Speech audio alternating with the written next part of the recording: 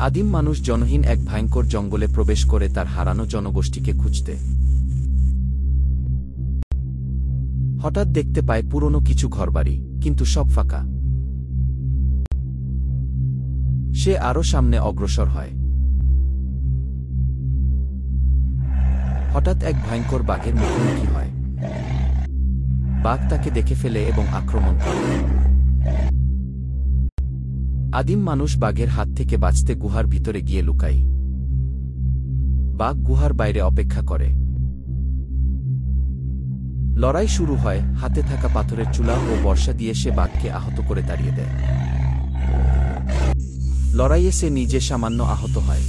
গাছের ছাল ও লতাপাতা দিয়ে নিজেই ব্যান্ডেজ করে নেয়। ক্ষুধায় কাহিল হয়ে পড়ে।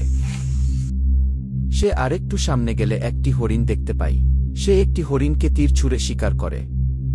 আগুন জ্বালিয়ে মাংস রান্না করে খায়।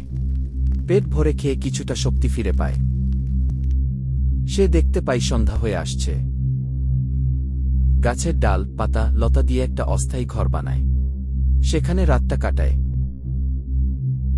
সকালে এক বিশাল ভালুক তার দিকে এগিয়ে আসে। ভয় পেয়ে যায়, ভাবে আমার সাথেই সবসময় এমন কেন হয়। সে তীর দেখিয়ে মারে, ভয় দেখায়, ভালুকটি পালিয়ে যায়। আবার হরিণের কিছু মাংস খেয়ে শক্তি অর্জন করে। সূর্য উঠলে সে আবার পথ ধরে তার হারানো জনগোষ্ঠীকে খুঁজতে। শেষ দৃশ্যে তাকে দেখা যায় পাহাড়ের পেছনে চলে যাচ্ছে, নতুন আশার খোঁজে।